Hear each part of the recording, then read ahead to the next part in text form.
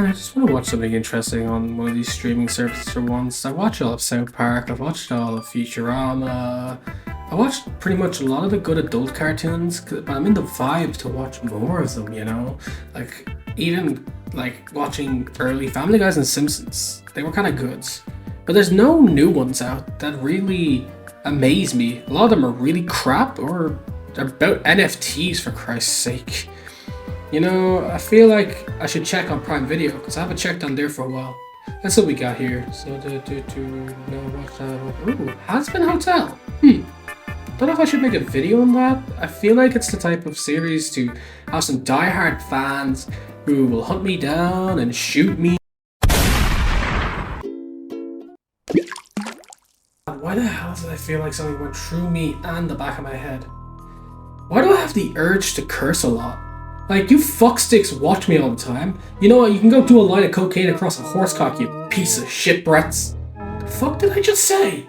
I actually cannot believe I just read that into the script. Oh, I'm so stupid. Wait now, am I dead? This is kind of like Hazbin Hotel, where sinners go off to hell. Except for this ain't no cheap and chirpy place. I feel like out of nowhere, like the actual devil will come here and just start fucking whipping me. That doesn't matter anyway. I can actually speak about Hazbin Hotel now without not worrying about some dedicated fans killing me. What are they? Gonna die, go up to heaven, become angels? No. They probably come down here and then will struggle to kill me. You know? Anyways, in this video I'll be speaking about the 8 episodes of Season 1 plus the pilot of Hazbin Hotel and the Angel Dust music video Addict. I'll be talking about the characters at the end, and I'll be talking about my ranking of the characters and the songs that are in Hazbin Hotel, including the pilot and the music video. Also, this video does well enough, I might do the same for a review of Hell of a Boss. Anyway, fuckers, let's move on to...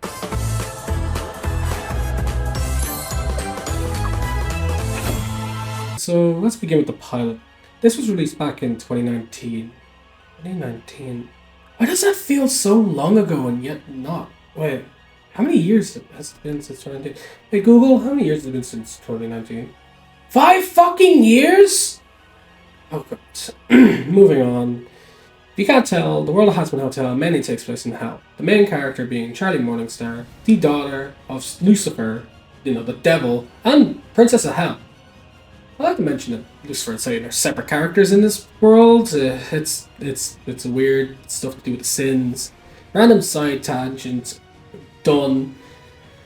About the pilot is, you'll see from the pilot and the actual show, a lot of the voice actors and designs are different. That's because over time they worked on the series, they probably changed some designs, they look for different voice actors, you know. It was mainly done by SpindleHorse, which is, you know, Vivziepop's main like kind of studio group, I think it is. It was released on YouTube. And, you know, this is actually quite an amazing introduction to the series. It was like, it's 31 minutes, and it put a lot of work. Like, it took so much, and it deserves the, like, was it 97 million views it's on right now? It's great. So, it's about Charlie and her idea of Happy Hotel, which, yeah, it's a dumb idea, but it's a way to stop the exterminations coming down, which come down every year to just kill all the sinners, basically. And she wants to have this way to redeem the sinners so that they can go to heaven to stop the exterminations coming down, as I've mentioned. Now, I gotta mention that the first person who is a tenant at this place is Angel Dust, who, well, is a fucking porn star. Yeah. In the pilot, his personality, because Angel Dust is a guy. Yeah, I gotta mention that because I think some people will actually get confused. You know, it's an interesting. His character's personality is kind of mainly based around sex, drinks, drugs, and I also had to mention that the fanbase likes to lust over Angel Dust quite a lot, but not as much as a certain radio demon we'll get to later. Anyway. Charlie gets an interview with some talk hosts and all that, but before that we see the Angel's daily life with drugs, fucking a guy in a cab, all that kind of shit, but then gets caught in a fight with his friend Cherry Bomb against the best fucking character in this franchise, Sir fucking Pentious. I love that man. Yes. Sorry, okay, anyway, back to Charlie. She's pitching the idea towards this talk show or news interview. I'm really not sure. I'm kind of a dumbass, as you could tell, like a fucking idiot. And she gets the support from her girlfriend Vaggie, who is a very key character to the story and is always there with Charlie, trying to resolve conflicts. So basically, we get to see that Charlie is interviewed by the biggest asshole I've seen in a good while. Overtaken by another asshole we'll see later down the line, Katie Killjoy. I fucking hate this character. She's such a piece of shit. Like, fucking Charlie, the Princess of Hell, goes to give her a handshake. Ew, no, I don't touch the gays. I'm gonna fucking do. It's a pleasure to meet you, but that would be a lie. You can put that away. I don't touch the gays. I hate that character. Anyway, the interview goes as well as you expect. She sings, she does a little, like, in their music number, but then she, like, mentions that they already have a tenant at the hotel, Angel Dust. Where then on the news, fucking Katie's, like, guy, was this named Tom, it brings up that fucking Angel Dust is actually in a turf war right now with her friend Cherry, fighting against Serpentious. So the scene continues with Charlie and Katie kind of having a go while Angel and Cherry fight Serpentious. And then it cuts to a moment where Charlie and Vaggie picked up Angel and are ripping into Angel because she was supposed to, he's supposed to stay clean. If I accidentally call Angel a she, I'm so sorry. I'm reading so much script and there's a very female dominant like thing. And it's hard to think sometimes. Angel's such a feminine character and I don't mean to misgender them. I'm so sorry. But after ripping into them, not staying clean and not being a good image for the hotel, you know, because like, it's interesting. The conversation, I feel like, is the best mention of the joke of like, what if this is written by Vivziepop, where just Angel's cursing so fucking much. And, you know, it's not much of a problem for me, I'm gonna mention, but like, you can see where people are making the jokes and why they're making the jokes. But anyway, it goes back to the hotel, everyone was like, is there, you know, we all chilling. Charlie tries to... Charlie calls her mom, trying to reach her mother Lilith, who I think has been missing for 7 years. But when she can't get a hold of her, she goes inside, but then there's a knock on the door. Alistair, the radio demon. This character is very overrated, very popular, but a very crucial character to the story. Appears in the front door, which spawns that meme where, you know, it's like, Faggy? Yeah, he's here. What? Don't open the door! Or whatever crap like that. So it's revealed Alistair's interest in the hotel to help Charlie run it. Now, I don't know how to really explain what his motives is. We still don't really know, even in this new season, but it's very interesting. Oh, also, Alistair's that character I said that the fanbase really likes to lust over. Yeah, it's a bit of a weird fanbase, but anyways, in the pilot, he only claims to want to help because the concept is entertaining to him, and he doesn't believe that it'll actually work. Alistair's a really cool character. He's a powerhouse mortal soul, dubbed the radio demon, which has a lot of mystery to him. You know, it's kind of kept a secret where he gets power, and it's been alluded that, like, you know, that he's, like, he got this power on his own, but, you know, we really don't know. So Alistair hires some staff, because basically the only ones running this hotel is Charlie and it's basically Vaggie. So he calls in a few of his, you know, souls that he owns, because he's an overlord. He calls in Nifty, a janitor, and Husk, the bar staff, for the hotel. After a song number, the door's blown down, which is, you know, due to the attack of best boy Serpentious, who is dealt quite easily by Alistair. Now this is where I don't know where the pilot parts are canon, because quite a lot of this I doubt is canon to the main thing, because as he destroys Serpentious' like steampunk airship, you could see like Serpentious' snake tail like exploded, or like he killed or destroyed Serpentious' body. I don't know, you know, like if that means he killed him in the pilot. I'm not really sure, because Serpentious appears quite a lot in the series. But anyway, as he's done with that, he goes, "Who wants some jambalaya? My mom taught me how to make a lot of good jambalaya," and stuff like that. And then it cuts up to the Happy Hotel sign, which is then struck by lightning, which changes to the Hazbin Hotel. So the pilot ends there. You know, it's pretty good, pretty short. It's got a lot of content, it got a lot to go with. And the pilot is a pretty much good 7 out of 10 for me. You know, after watching the full series is actually a lot better than the pilot in my opinion. I really see though how this sparked a lot of people's interest in the potential of Hazbin Hotel.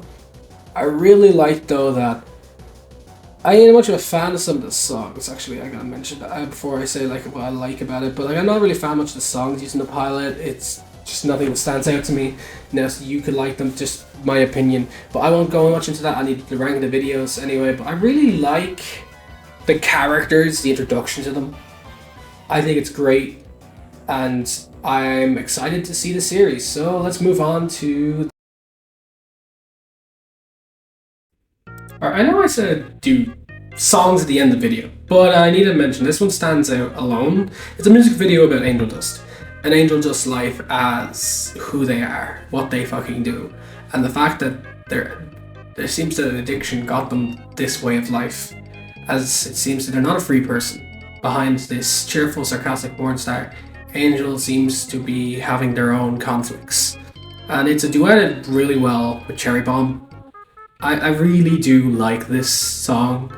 Now, like, it's not one of my favorites, but it's really good, and I recommend you listen to it. It was released 3 years ago, before the series came out and after the pilot. It's very interesting, and it introduced a key character, which you'll hear.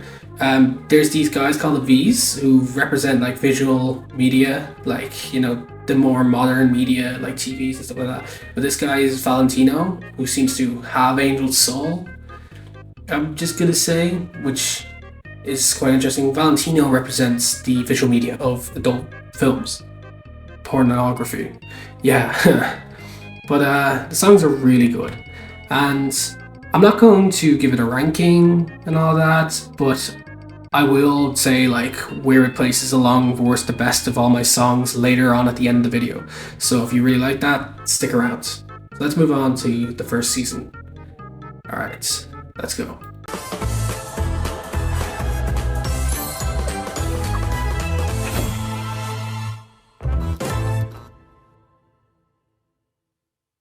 Episode 1 Overture is where the voice actors change and 1 second.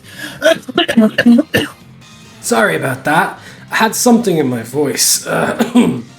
Anyway, episode 1 starts with Charlie giving us a rundown of the world, the concept of heaven and the creation of hell. It's an interesting twist on the Garden of Eden story, as we're usually set to in most of these things. So it really depicts Lucifer quite interestingly compared to what we usually see, and it introduces Lilith, which instead of being the Eden was the first woman that was Lilith, and it's interesting to see Lucifer and Lilith falling in love. Now, I love this section, it's so great, and it's a great twist on the fruit of knowledge thing, where Eve eventually comes to the story, with Lilith leaving Adam for Lucifer, and then Adam creates Eve out of ribs and stuff like that, and then how they accidentally created hell. It also shows the hierarchy of heaven over hell, where heaven usually is seen as a higher plane over hell, but in this world it's literally like rich to poor. It's weird. It's a lot of good world building. Anyways, after we finish the story, it cuts to Charlie talking with Vaggie about Extermination Day, which just happened, which is weird because in the pilot, which is supposed to take place an episode before that, Extermination Day just happened, and you know, it's a week apart, and Extermination Day is not supposed to happen till a year, so it's weird to see what parts of the canon is yada yada, with the appearance of Alistair, yada yada yada, stuff got canon. Episode 1 has 2 plot points. Following plot point A is where Charlie goes to meet with Adam and Lute to pitch the idea of Hazbin Hotel to stop the exterminations from continuing. Plot B is about Vaggie trying to create a commercial for the hotel to help Charlie promote it for sinners so that they can go into the path of redemption. These plot points are interesting way to start the episode, although I find plot point B is sort of a time waster and it's quite boring. It's just used there to fill up time. One thing I love about this Adam is Adam. Yes, he's a fucking asshole, but he's so full of himself and so much of a cunt that it's so funny to me that he's like one of those lovable assholes that you'll punch then hug. I love when he's on screen, he's got a lot of flair to him and he just does not care. It's just gonna mention though, the new voice actors are brilliant. As much as joking at them at the start of this section, they are brilliant. Like Keith David as Husk was such a brilliant idea because his voice is just such, oh yes! The highlights of the episode, of course, is Adam's solo in Hell is Forever, him saying, "You can call me Dick Master." Also nifty, just staring dead into the video camera. I like the sense of humor in this series, it's great, but there's also a sense of danger because by the end of this episode now, the exterminations have been moved up 6 months in advance, so they're now half a year away. which adds a bit of a time constraint to Charlie. The reason we actually find out is because they found a dead exorcist, which is one of the angels sent down to kill all the sinners due to overpopulation. I give this episode an 8 out of 10. It's brilliant, fun, songs, the characters are great, but I found that plot B was super boring and was a drag to the rest of this part. So yeah, let's move on to...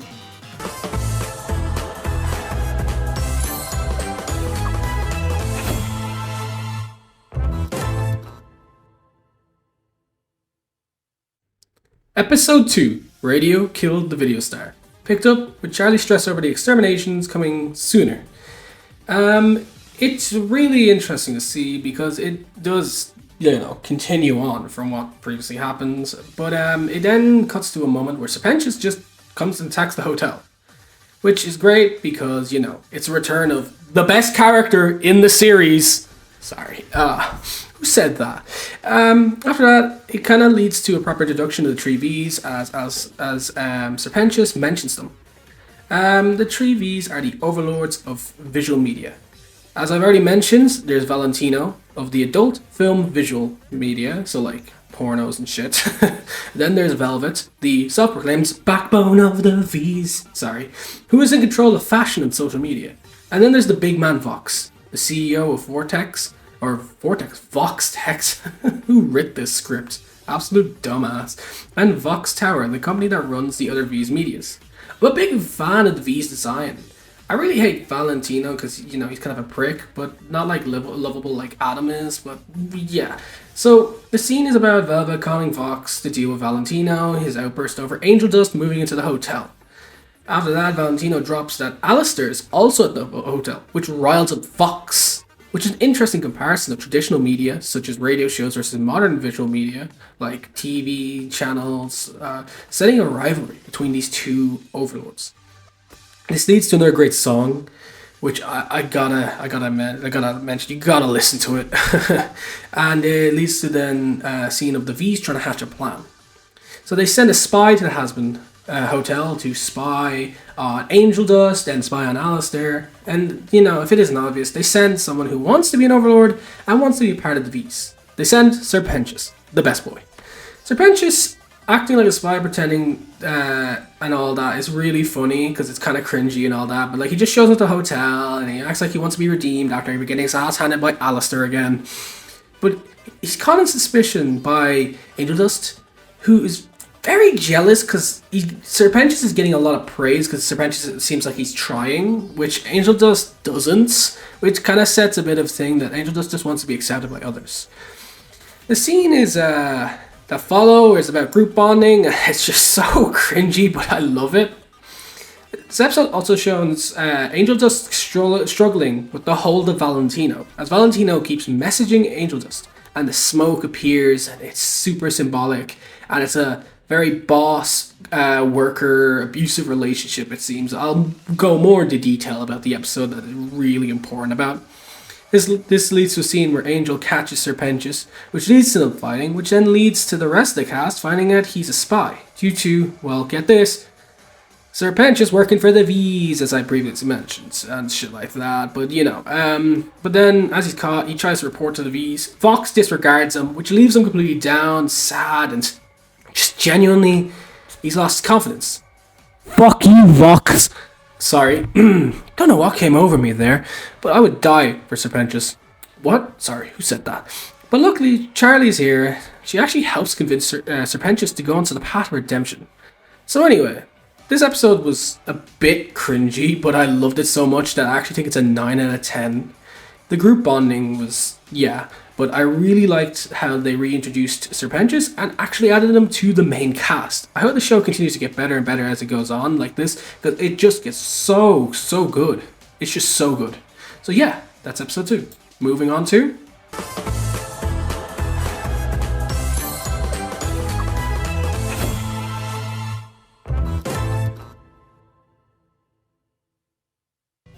Episode 3, Scrambled Eggs picks up with Serpentius officially moving into the Hazbin Hotel. This episode centers around 2 plot points like most episodes do. The plot points being a trust exercise among Serpentius and the rest of the staff and Angel Dust of the hotel, And the other plot point, which is a lot better in my opinion, is about Alistair going to meet the Overlords. And he takes Pentious' eggs with him because Vaggie forced them. I gotta mention, the eggs are fucking great characters. I fucking love them every time they're on screen. So the trust exercise plot is about multiple people's like ideas of trust exercises and stuff like that. Like Angel Dust takes them to like a BDSM thing or some bullshit. It's weird and all that. It gets a mixed array of results depending on different people's ideas. It's a plot point I'm not really that caring about. I feel it's like a time waster, kind of like the commercial plot point from episode 1. But the one I'm really interested in is the Overlords, because it starts with Alistair meeting with one of the oldest mortal souls in hell, Zestial, an Overlord, to go to a meeting set up by Carmilla Carmine, the weapons dealer Overlord, that somehow sells angelic materials, which is interesting. I gotta go on a random tangent. I think Carmilla Carmine is a fallen angel, or has some kind of connection to an angel in heaven, because I'm really interested in how she gets these angelic weapons. So that's my tangent over. Anyways, during the meeting, the Overlords go on about the Extermination Day that just passed, and what they do affect all the souls and stuff like that. And then one of the V Overlords, the only one to show up to the meeting, which turns out to be Velvet, bursts in the room in the middle of the meeting and disrupts it. But she brings up a death of an angel by dropping the head of the angel onto the table, and tries to use this as a reason that we could fight the angels and stuff like that, which is interesting. So it goes through the entire like song and just this whole thing of like Respectless is a really good song I'm just going to mention. But I got to mention also that like I find this very interesting with the Overlords, because each Overlord has such an interesting design. I love it. You know, you can see Rosie, who we'll go into later in her dedicated episode, and you can see Carmilla here, and you probably get an introduction to Velvet, who I gotta admit is also a great design. So after the meeting, Carmilla kind of like stops because she's sick and tired of listening to Velvet, and Velvet brings up a point. Why is she on the defensive about this whole thing if she's a weapon stealer? So she leaves in the room, and Zestial follows to talk. So Alistair uses one of the Egg Boys to follow them to eavesdrop on the conversation, where it finds out using a song number, Carmilla is the one who killed the angels, which is quite interesting, because it's nice to find out like that they can die, and there is a weakness, this indestructible army, and it's just great because when Alistair finds out, he has hatched up an evil, devious plan. By the end of the episode, the Eggy Boys have returned to Pentious, and you know, the trust exercises worked, I guess, with the hotel staff and all that bonding. The episode's a good 9 out of 10. I really did enjoy it. I also just gotta talk about how adorable it is that Sir Pentious sleeps up like a coiled snake, and he has the eggs surround him like they're like little teddy bears. No, I don't have an obsession with this fucking snake guy. No, I do not. No, no, no.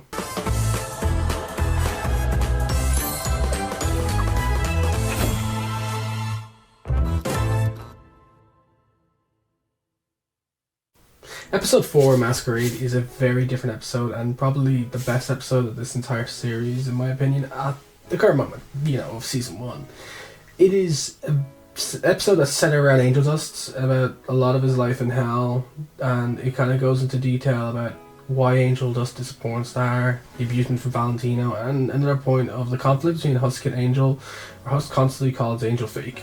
So it starts with Angel showing their best porno for show and tell, a bit, you know, for comedy sense, and then leads to Husk just straight up calling it fake, terrible, and riling Angel up. But before anything else can really happen, you know, Angel gets a call from Valentino, which leads to Angel going to work, which Charlie worries for Angel. So Charlie goes to see Angel in work, and you know, walks in on that whole porno shoot and stuff like that, which leads to a lot of scenes like Charlie meeting Valentino, which is just so weird when Valentino licks her arm thing. It's so weird, which then, you know, leads to a bunch of stuff like us seeing Angel and Valentino's abusive relationship of boss worker kind of thing, you know, Valentino owning Angel's soul, the moment where Charlie sees how Valentino is treating Angel some moments goes to really, like, I could swear Charlie could fuck up Valentino, but you know, because of this, Angel's worries about Angel, like his own well-being, stops Charlie and literally is like, no,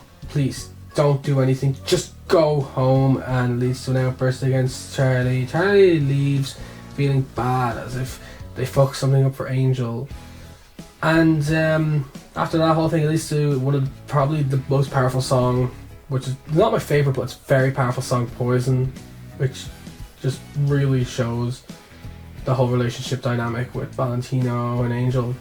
It's very good, it's very powerful, and whoever wrote this episode knew what an abusive relationship was, and well, one of the writers or one of the people on staff knew, and it feels very powerful. After this, it leads to Angel returning to the hotel and wants to get drunk, and leads to a conversation with Husk, and Husk calling Angel fake, leading to another verbal conflict between the two, Angel outbursting and then storming away, which leads to Vaggie forcing Husk to go find Angel and bring them back. Fucking hell, I'm sorry if I have to go off a tangent, but reading this script I have to change so many words because I've written to leads to, like, certain moments when like something leads to something like 6 times in one sentence, and I just shouldn't be writing it like that, man. My script writing is bad. Anyways, Husk goes to a bar and sees that Angel's surrounded by shark mobsters. When one of the shark mobsters goes to get a refill of drink, spikes Angel's drink, which leads to Husk dragging Angel out of there and dealing with the shark mobsters. And it leads to a very good conversation where it reveals Angel doesn't want any of this. It's just they have to put on this like mask so that they can see if one day they'll be free, which leads to a talk about how Husk's not free, and then leads to another song, Loser Baby. Very good song as well. Great duet. Keith David, Blake Roman, just really good. Like, I didn't know I needed to hear Keith David sing like this. It's brilliant.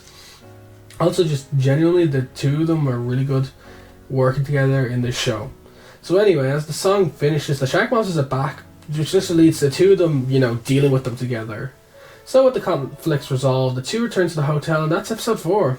This is by far probably the best episode in my opinion. I love it. I love Angel. I love Husk. I love all this work. I really, really, really hope Angel gets free from Valentino. So anyway, it's a 10 out of 10 episode so far. So yeah.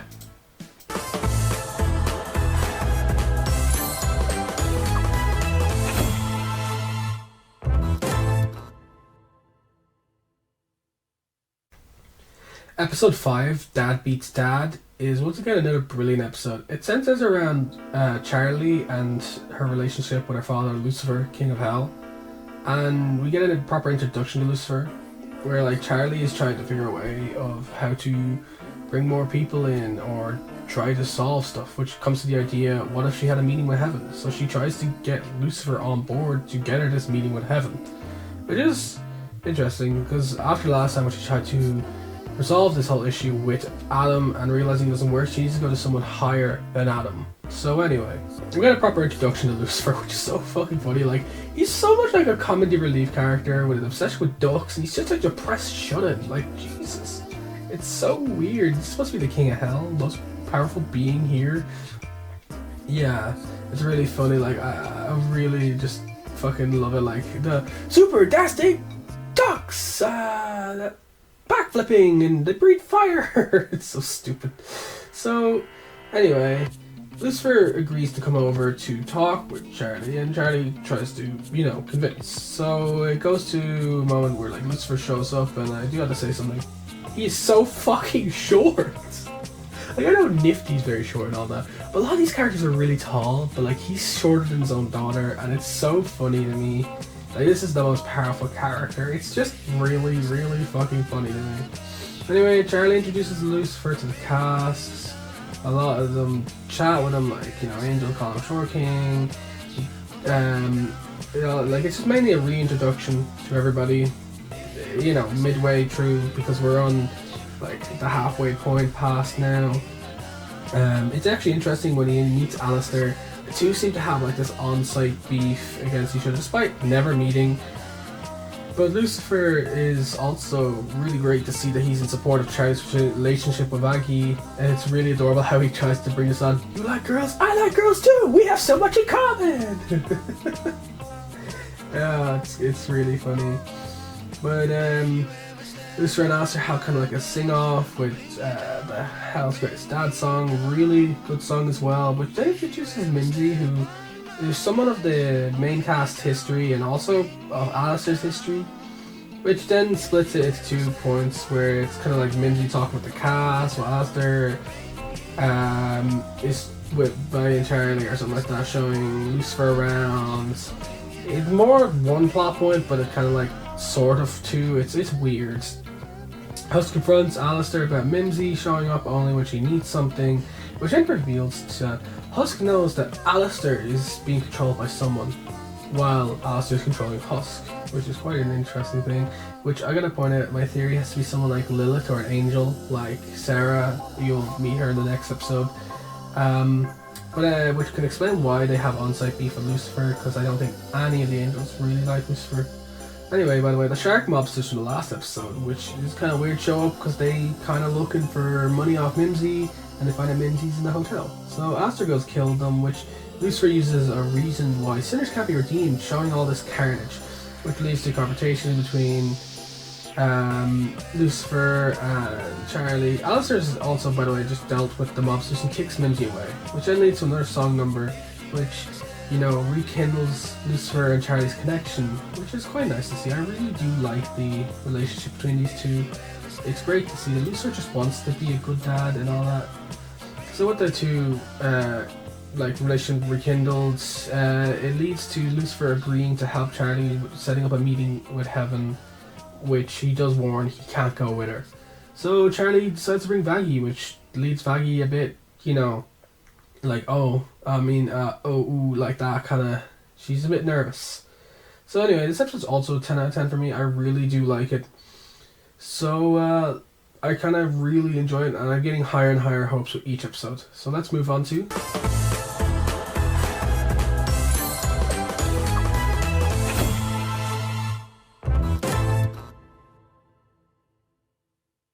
Episode 6, Welcome to Heaven, is probably one of the more key episodes that really introduces a lot of things to this world. It finally shows us heaven, which is quite interesting, as we've always just been sitting in hell, so we kind of, it's weird seeing a new space of basically everything.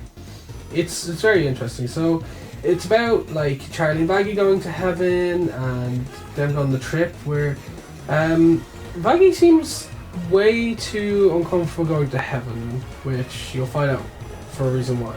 The B plot of this story is about Cherry Bomb showing up and wanting to bring Angel Dust to a bar to help recharge. You know, because Angel Dust is after just coming back from 16 hours of work quotation. So anyway, with that, Charlie actually uses Cherry Bomb to take the rest of the members of the place, you know, with them. It gives her payment, of course. And it's kind of really funny, you know, because during this moment, Serpent just slowly develops a crush on Cherry Bomb. Lucky bitch, Cherry Bomb.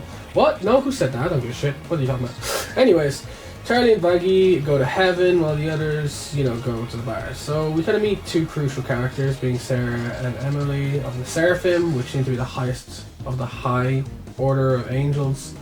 Also got to mention St. Peter's there at the gate, who welcomes people in, and then he sings the song Welcome to Heaven. It's a pretty good song. And in the background we actually get to see characters like Molly, which is Angel's sister, which is really funny because I would love to see more of characters that were some, like, you know, we see more of like Arcanus, Angel's brother, or Baxter, because I'd really like to see them. There are a lot more characters from Vizzy's projects and stuff like that, or artwork that I just would love to see come back in the series. Anyway, conflict arises. Adam and Luke find out Charlie and Vaggie are in heaven, and like they kind of want to deal with stuff, but Luke stops. But then Sarah takes them away for a second and mentions that no one in heaven should know about the exterminations. So they kind of try to keep a hush up and all that. But well, Charlie goes off to actually see a actual koala for the first time, like fucking the Mao or whatever crap like this. Vaggie's sitting alone in the room, gets a knock on the door, and Adam and Luke show up, which they try to use blackmail against Vaggie. And why are they blackmailing?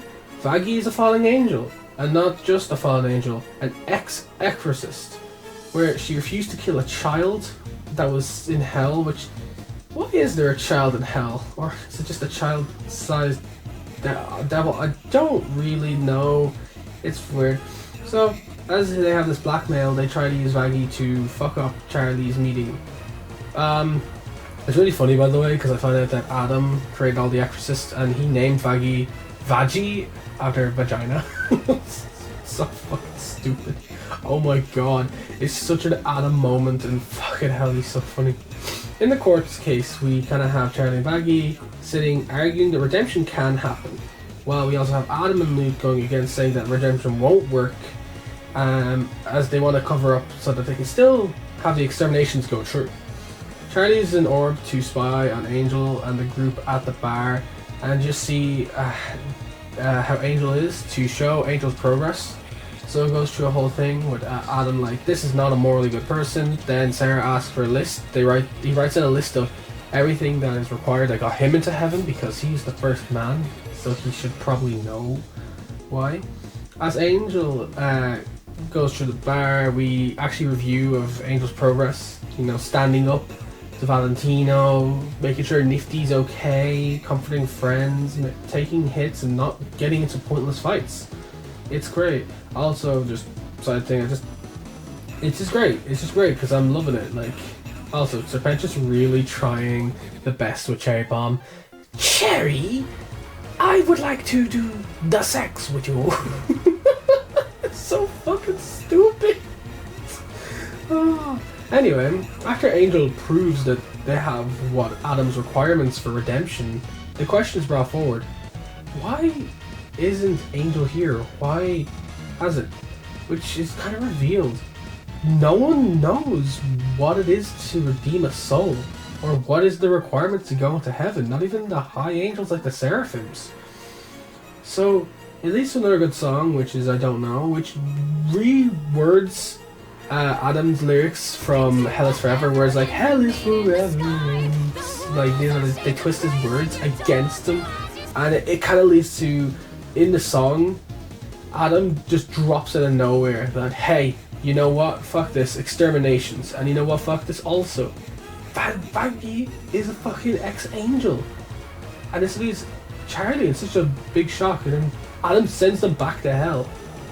And, you know, it basically, he also brings up that he's going to target the hotel on Extermination Day.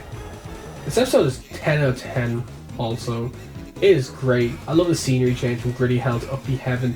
And its story relevance is really good. I love it. I love it. I just really do. So yeah, that is episode 6 done. Let's move on to...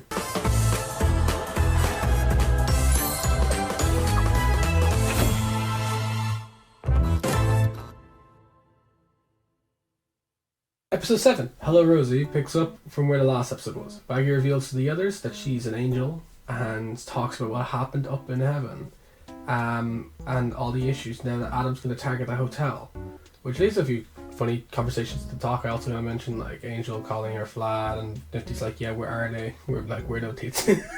It's such a stupid joke. Alice uses this time while they're talking to go talk with Charlie, who's depressed, crying in her room with Razzle and Dazzle giving her tissues, trying to comfort her, which she's complaining about. Oh my god, there's no way we can stop this. And Alice is like, I know something you don't. We could potentially kill the angels, and reveals that through a deal, not for her soul but for a task of any of Alice's choosing, that Carmilla Carmine killed an angel. With this knowledge, Charlie looks to gather an army with the help of Alistair's overlord friend to Rosie, which Alistair brings Charlie to. Because Rosie is the overlord of the cannibals. Also really good character design, really do like her. She's really charismatic and I find her funny. Vaggie goes to confront Camilla Carmine on how to kill the angels. Once again, the episode splits into these 2 plot points, like many of the others I've mentioned before. And I have a problem with this episode, but I will go into them later. So the episode shows Charlie suffering from the knowledge that she now knows that her girlfriend is an angel, and that she never told or anything. Which she tries to use her optimism and singing to bring the cannibals to her side, but she seems so stressed it doesn't seem to be working, and she ends up calling one of these cannibals a fucking stupid old bitch, which is so funny because Charlie's the character that doesn't regularly curse, so when she curses it kind of has impact sometimes. It's funny, it's really funny, but it shows like her stress level. So Rosie takes her on a one-on-one conversation to try to help Charlie with her feelings, and with these feelings she kind of helps build her character and realize she's always someone to forgive and redeem other people from hell. Why is it any different with Vaggie? Vaggie seems to just wanted to protect Charlie. So the Vaggie plot point, by the way, I'll get to this, is where she will now confronting Camila Carmine to hand over the information on how she killed an angel. Which, by the way, I'm just going to spoil it. She reveals it's just simple fucking angelic weapons. Oh, wow. Didn't see that coming. Like, their own fucking weapons, yeah. I wonder what would kill angels. Their weapons designed to kill immortals? Sure. That's just it. That's my one issue with it, okay? It's stupid how this didn't come across anyone's head. And the first one was by the weapons dealer. Also, where'd she get the weapon? She's like, they come scarce, but why do you have so many then? Anyway, she helps train/fighter with this really good song, and Baggy's wings grow back, which makes sense, I guess. Something love, yeah. The episode ends with Charlie actually getting the cannibal army, and Baggy has the weapons. And also, while they were doing this, the staff just fortified the hotel. Baggy and Charlie reconcile. So, it's an 8 out of 10 episode. It's good, except for my little critiques. But, like, yeah. Pretty...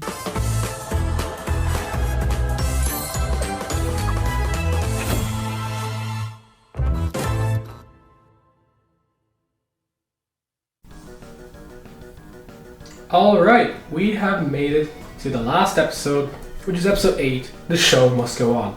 Which I'm currently reading. This is page 10 of a 16-page fucking script. Okay. So the episode begins with Fox monitoring the hotel and seeing how they're all preparing for the fight against the angels, and ridicules them as he believes they're all going to die, which is a fair view. Nobody knows that any of these angels have died. Well, probably actually Vox, because Velvet knows, and Velvet probably would tell Vox and Valentino. I'm not really sure. But basically, he watches over them, he looks at the staff and all that. It's great. So, it's great. The people who we're going against the angels will be Charlie, Vaggy, the staff, the residents such as Angel Dust and Serpentious, the cannibals, but not Rosie, she's not with the cannibals. And then there's Cherry Bomb just came to help because she's just like, if there's a fight with Angel Dust, I gotta be here. That's the worst impression I've ever done. The episode is very interesting. As compared to the rest, it's a very action-centered episode, and I'm all for it. The battle versus Hell versus Heaven is really great. I love seeing Adam in general, just as a character. Like, fucking hell, he just fucks people up. Like, I'm so sorry to Serpentious. Like, bro, I fucking love this character. He kisses Cherry, he goes for this ultimate sacrifice, and then Adam, boom, that could have been messy. You fucking prick! I fucking hate him! No, I fucking love Adam, but he killed my favorite fucking character! I'm composed. I'm fucking calm. I'm calm. Anyways, a bit of critique is the angels feel very fucking stupid in this fight. Like, Jesus Christ, even Loot. They're like, even Adam's like, calm down, Loot. Like, Jesus, they feel so fucking stupid for angels. But probably because they're probably made from the ribs of Adam and shit like that. Anyways, Adam fights fucking Alistair first, and like, bro, Alistair got fucking humbled. Like, Jesus Christ, Alistair fanboys, sit the fuck down. Constantly talking about how Alistair could solo the verse, or Alistair's fucking Jesus, or some bullshit they come up with. And yes, he's a powerhouse. He did, mess around a bit, but he nearly got one-shotted by Adam. It's fucking great. And he didn't even do much damage to Adam. It's fucking great. So he kind of goes out of the picture by fading away. He doesn't die, but everyone else believes he dies. As I already mentioned, Pentious gets fucking blipped out of existence, which pisses me the fuck off. They should have given him a more ceremonial death. Maybe actually hurt Adam. Anyway, Charlie gets really pissed. Her little goats, Razzle and Dazzle, turn into fucking dragons, which is really cool. So her and Vaggy fly up, which is kind of dumb. Vaggy, you grew back your wings. They'll just fly up anyway. So Loot strikes down Dazzle, killing that little devil, meaning the second death ever, which Dazzle is the one that Vaggy is riding. So Loot and Vaggy have fucking a 1v1 battle. There's another critique. I thought the angel weapons were things that could hurt them, but then there's like tables and rocks and shit like that. It's weird. Back to the Charlie versus Adam, like they're fucking fighting on the roof. Charlie actually stabs Adam, causing bleed and shit like that. Vaggy comes up to try to help Charlie because Adam's actually beating the shit out of her suddenly. And then, oh shit, Loot's back because Vaggy decided to spare Loot and she has one fucking arm now. Vaggy, why the fuck do you not kill her? Okay. Anyway, Meanwhile, while Luke's holding down Baggy and Charlie's about to be killed by Adam, out of nowhere, Adam gets a fucking box to the face. None other than Lucifer, the only person who deals substantial damage to Adam, with that fucking box actually breaking his mask. Yes, that's not his fucking face, that was a mask, which is weird because Adam eats the ribs from the first episode through the mask, which means... anyway, Adam's face, which I'm going to show a picture right now, is based off Alex Brightman, the voice actor of Adam, and also the voice actor of Serpentious. Yeah. They just like to kill off Alex Brightman's characters, I guess. Anyway, his voice actor's really good. I fucking love him. Anyways, Adam and Lucifer have a little fucking fight. They're throwing around. Adam's getting manhandled, and Lucifer's throwing around funny remarks like, hey, you know, this what you've been doing is really thing. You know, like your first wife liked it and needed it, and hey, your second wife didn't complain either. Ouch! Wow! Wow! And shit like that. It's fucking funny as fuck. I love Lucifer. Oh, it's great. Yeah, which can imply maybe he had some weight even. Ooh. Anyway, Adam fucking releases a giant heavenly beam, destroying the hotel, and with destruction, Charlie fucking falls and not being able to fly. Lucifer goes to catch her. Adam goes to try to go for a sneaky punch, but then somehow Charlie fucking blocks it with like her hand, like she unlocks some power. Even Adam's fucking confused. Lucifer doesn't seem fucking confused, but he's pissed. So he starts laying down, beat down, like the living beat down. He's about to fucking kill Adam. Charlie stops him, sparing, which so fucking stupid. Stop sparing the characters. Adam gets up, starts insulting everybody. Fucking insults, going fly high. Fucking going towards every single character. And then he gets stabbed. There's a big fucking dagger through his chest. Who kills him? Nifty. The fucking janitor! It's so fucking funny. I love Nifty. She's fucking funny. She's fucking adorable. It's fucking funny how she's the one who kills the first man. It is so funny. Lucifer and Charlie make Luke call all the heaven forces back to heaven as a retreat. And it then cuts to a broadcast from Katie Killjoy telling that Extermination Day is cancelled. With the death of Adam, as we can all see the reaction of hell. Also, I'd like to talk about the background characters who appear. Arkness and fucking Baxter. Yes! I want to see them in season 2. I want to see Arkness interact with Angel Dust. And the fact that they get fucking redeemed, they'll see their sister Molly up there. It's going to be fucking great. It's going to be awesome. Anyways, the broadcast ends. And a musical number later of them rebuilding the hotel with a picture of fucking Serpentious, oh my god, and the Eggy boys saluting him. It's so great. They even give a statue to Dazzle. Also, I'd like to mention there's some frame in this thing where Fox and Valentina are making out. Yeah, they're full on going at it. They're fucking kissing. I ship it. Anyway, so that's pretty much 9 out of 10 episode. Oh wait, I forgot to mention one thing. Sir fucking Pentious goes to heaven! Woo! Holy shit, he's the first fucking Redeemer. Let's go. He's not out of the picture. He's the best character. He's my overlord. He's fucking great. This episode's great. Serpentious carries. Serpentious is the GOAT. We love him. We love him. Woo! Alright, anyway, on to the ranking of the fucking episodes.